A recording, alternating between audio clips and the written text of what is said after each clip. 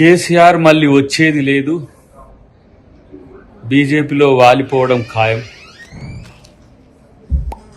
ఈరోజు పార్టీ శ్రేణుల్లో ఆనందం నింపడానికి ఏదో ఒక ప్రయత్నం చేసినట్టుగా మనకు కనబడుతున్నప్పటికీ కూడా బీజేపీతో రాజకీయ రహస్య ఒప్పందమే మిమ్మల్ని ముంచింది, భవిష్యత్తులో కూడా ముంచబోతున్నది.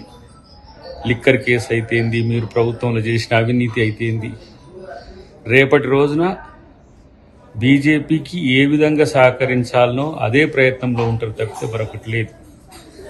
మీరు నిలబడేది లేదు, కూలిపోయిన వాళ్ళు వాలిపోవడం ఖాయమనేది మా యొక్క అంచనా. తెలంగాణ ప్రజల్ని ఎంత పెద్ద ఎత్తున వంచిండ్రో మళ్ళీ తెలంగాణ ప్రజలు మిమ్మల్ని హక్కున చేర్చుకుంటారు అనేది కళ్ళ. భారత రాష్ట్ర సమితి అని ఈరోజు తెలంగాణను వదిలేసి రాజకీయాల్ని జాతీయ స్థాయిలో చేస్తా అని చెప్పిపోయిన మిమ్మల్ని ఆ విధంగానే ప్రజలను బీజేపీతో కలిసిపోయే ప్రయత్నం చేస్తారు తప్పితే మిమ్మల్ని ఎవరు పట్టించుకోరు. ఎన్ని ప్రయత్నాలు చేసినా బీఆర్ఎస్ చరిత్ర కాబోతున్నదనే విషయాన్ని గుర్తుపెట్టుకోండి. ఇది కాంగ్రెస్ పార్టీ మీద కోపంతో మీరు చేస్తున్న కామెంట్స్, రేవంత్ రెడ్డి గారి మీద అక్కస్తో చేస్తున్న కామెంట్స్ మాకంతా తెలుసు. కాంగ్రెస్ రేపు 2019 ఉప ఎన్నికల్లో గెలుస్తామనే ఆలోచన మీలో ఉన్నప్పటికి కూడా అది బీజేపీ కనుసన్నలనే ఉంటుంది అనేది మాకున్న అంచనా. ఎందుకంటే ఇప్పటికీ 3 ఎమ్మెల్సీ స్థానాల్లో మీరు నిలబడకుండా బీజేపీకి అంతర్గతంగా సహకరించే ప్రయత్నం చేస్తున్నారనే మాట వాస్తవం. అన్నిటికంటే ముఖ్యంగా మీ అల్లుడు కొడుకు మధ్యన ఉన్న వైరుధ్యాలే మీ పార్టీని మరింత దిగజారే విధంగా భూస్థాపితం చేసే విధంగా ఉంటుంది. కాంగ్రెస్ పార్టీ 2029లో జాతీయ స్థాయిలో ప్రభుత్వంలో రాబోతుంది. 10 సంవత్సరాలే కాదు, రేపటి రాజకీయం కాంగ్రెస్దే తెలంగాణలో కూడా అనే విషయం గుర్తుపెట్టుకోండి. ఈరోజు కొంతమందితో కలిసి మీరు చేస్తున్న కుట్రలన్నీ కూడా చూస్తున్నప్పటికి కూడా ఇంకా బీఆర్ఎస్కు తెలంగాణలో భవిష్యత్తు ఉంటుందని అనుకోవడం ఒక భ్రమ. ఇప్పటికైనా ప్రజల కోసం కనీసం ఆలోచించే లేకపోతే పోరాడే ప్రయత్నం చేయండి. మళ్ళీ ఇప్పుడు వచ్చిన నీవు ఎప్పుడొస్తావో కూడా బయటికి తెలియని పరిస్థితి ఉన్నది. కాబట్టి డెఫినెట్గా కాంగ్రెస్ పార్టీ మీ యొక్క ఎత్తుగడలు వ్యూహాలన్నిటి కూడా పసిగట్టలేని విషయంలో లేదు, చాలా అడ్వాన్స్గా ఉంది. రేవంత్ రెడ్డి గారిని ఎదుర్కోవడం మీలాంటి నాయకులకు ఇంకా అయ్యే పని కాదు అనే విషయం గుర్తుపెట్టుకోండి. తెలంగాణను మళ్ళొక్కసారి వంచే ప్రయత్నం చేయకండి. బండి సంజయ్ కేంద్ర మంత్రి మరి లేకపోతే ఒక మూర్ఖపు నాయకుడో తెలుస్తలేదు, కానీ ముస్లింలకు ఇస్తున్న సెలవుల మీద కూడా ఇలా మనోడు ఏదో కామెంట్ చేసిండు. మరి ఆంధ్రప్రదేశ్లో కూడా మీరు ఇవ్వకండి, రంజాన్కు లేకపోతే మొహర్రంకు ఇట్లాంటి వాటికి. మీ కూటమి ప్రభుత్వమే కదా అక్కడ. ముస్లింల మీద ఏదో విషయం జిమ్మితే హిందూ పోలరైజేషన్ అయిద్దని పిచ్చి భ్రమలు మానుకో మిత్రమా. ఎందుకంటే మీరు చేస్తున్న ప్రతి ప్రయత్నం తెలుగు ప్రజలకు అర్థమైపోతున్నది. కేవలం అధికారం కోసం, రాజకీయాల కోసమే చేస్తారని, లేదంటే నీ వర్గపు వాళ్ళకి రాష్ట్ర అధ్యక్షుడు ఇప్పించుకోవాలని మనం ప్రయత్నం చేస్తున్నామో తెలియదు. కానీ ఇదంతా కూడా బీజేపీ పతనమవుతున్న రోజుల్లో మీరు పడుతున్న వృధా ప్రయాస, వృధా శ్రమ. మీకేదో అటు బాబు ఇటు నితీష్ కుమార్ వల్ల చివరి అవకాశం, చావు దప్పు కళ్ళు లొట్టబోయేటట్టు ఆ మిషన్లతోనే మనుషులతోనే అధికారం వచ్చింది. అప్పటి వరకైనా మీరేమైనా ప్రజలకు మేలు చేసే ప్రయత్నం చేయండి, లేదంటే మిమ్మల్ని ప్రజలు కూడా క్షమించే స్థితిలో ఉండరు.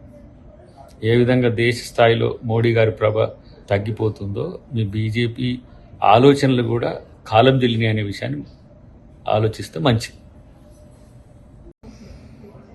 కేసీఆర్ మళ్ళీ వచ్చేది లేదు, బీజేపీలో వాలిపోవడం ఖాయం.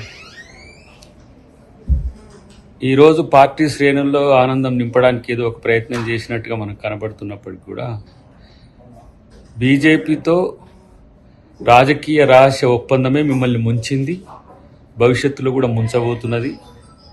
లిక్కర్ కేసు అయితేంది, మీరు ప్రభుత్వంలో చేసిన అవినీతి అయితేంది, రేపటి రోజున బీజేపీకి ఏ విధంగా సహకరించాలనో అదే ప్రయత్నంలో ఉంటారు తప్పితే మరొకటి లేదు. మీరు నిలబడేది లేదు, కూలిపోయిన వాళ్ళు వాలిపోవడం ఖాయమనేది మా యొక్క అంచనా. తెలంగాణ ప్రజల్ని ఎంత పెద్ద ఎత్తున వంచిండ్రో మళ్ళీ తెలంగాణ ప్రజలు మిమ్మల్ని హక్కున చేర్చుకుంటారు అనేది కళ్ళ. భారత రాష్ట్ర సమితి అని ఈరోజు తెలంగాణను వదిలేసి రాజకీయాల్ని జాతీయ స్థాయిలో చేస్తా అని చెప్పిపోయిన మిమ్మల్ని ఆ విధంగానే ప్రజలను బీజేపీతో కలిసిపోయే ప్రయత్నం చేస్తారు తప్పితే మిమ్మల్ని ఎవరు పట్టించుకోరు. ఎన్ని ప్రయత్నాలు చేసినా బీఆర్ఎస్ చరిత్ర కాబోతున్నదనే విషయాన్ని గుర్తుపెట్టుకోండి. ఇది కాంగ్రెస్ పార్టీ మీద కోపంతో మీరు చేస్తున్న కామెంట్స్, రేవంత్ రెడ్డి గారి మీద అక్కస్తో చేస్తున్న కామెంట్స్ మాకంతా తెలుసు. కాంగ్రెస్ రేపు 2019 ఉప ఎన్నికల్లో గెలుస్తామనే ఆలోచన మీలో ఉన్నప్పటికి కూడా అది బీజేపీ కనుసన్నలనే ఉంటుంది అనేది మాకున్న అంచనా. ఎందుకంటే ఇప్పటికీ 3 ఎమ్మెల్సీ స్థానాల్లో మీరు నిలబడకుండా బీజేపీకి అంతర్గతంగా సహకరించే ప్రయత్నం చేస్తున్నారనే మాట వాస్తవం. అన్నిటికంటే ముఖ్యంగా మీ అల్లుడు కొడుకు మధ్యన ఉన్న వైరుధ్యాలే మీ పార్టీని మరింత దిగజారే విధంగా భూస్థాపితం చేసే విధంగా ఉంటుంది. కాంగ్రెస్ పార్టీ 2029లో జాతీయ స్థాయిలో ప్రభుత్వంలో రాబోతుంది. 10 సంవత్సరాలే కాదు, రేపటి రాజకీయం కాంగ్రెస్దే తెలంగాణలో కూడా అనే విషయం గుర్తుపెట్టుకోండి. ఈరోజు కొంతమందితో కలిసి మీరు చేస్తున్న కుట్రలన్నీ కూడా చూస్తున్నప్పటికి కూడా ఇంకా బీఆర్ఎస్కు తెలంగాణలో భవిష్యత్తు ఉంటుందని అనుకోవడం ఒక భ్రమ. ఇప్పటికైనా ప్రజల కోసం కనీసం ఆలోచించే లేకపోతే పోరాడే ప్రయత్నం చేయండి. మళ్ళీ ఇప్పుడు వచ్చిన నీవు ఎప్పుడొస్తావో కూడా బయటికి తెలియని పరిస్థితి ఉన్నది. కాబట్టి డెఫినెట్గా కాంగ్రెస్ పార్టీ మీ యొక్క ఎత్తుగడలు వ్యూహాలన్నిటి కూడా పసిగట్టలేని విషయంలో లేదు. చాలా అడ్వాన్స్గా ఉంది. రేవంత్ రెడ్డి గారిని ఎదుర్కోవడం మీలాంటి నాయకులకు ఇంకా అయ్యే పని కాదు అనే విషయం గుర్తుపెట్టుకోండి. తెలంగాణను మళ్ళొక్కసారి వంచే ప్రయత్నం చేయకండి. బండి సంజయ్ కేంద్ర మంత్రి మరి లేకపోతే ఒక మూర్ఖపు నాయకుడో తెలుస్తలేదు, కానీ ముస్లింలకు ఇస్తున్న సెలవుల మీద కూడా ఇలా మనోడు ఏదో కామెంట్ చేసిండు. మరి ఆంధ్రప్రదేశ్లో కూడా మీరు ఇవ్వకండి, రంజాన్కు లేకపోతే మొహర్రంకు ఇట్లాంటి వాటికి. మీ కూటమి ప్రభుత్వమే కదా అక్కడ. ముస్లింల మీద ఏదో విషయం జిమ్మితే హిందూ పోలరైజేషన్ అయిద్దని పిచ్చి భ్రమలు మానుకో మిత్రమా. ఎందుకంటే మీరు చేస్తున్న ప్రతి ప్రయత్నం తెలుగు ప్రజలకు అర్థమైపోతున్నది. కేవలం అధికారం కోసం, రాజకీయాల కోసమే చేస్తారని, లేదంటే నీ వర్గపు వాళ్ళకి రాష్ట్ర అధ్యక్షుడు ఇప్పించుకోవాలని మనం ప్రయత్నం చేస్తున్నామో తెలియదు. కానీ ఇదంతా కూడా బీజేపీ పతనమవుతున్న రోజుల్లో మీరు పడుతున్న వృధా ప్రయాస, వృధా శ్రమ.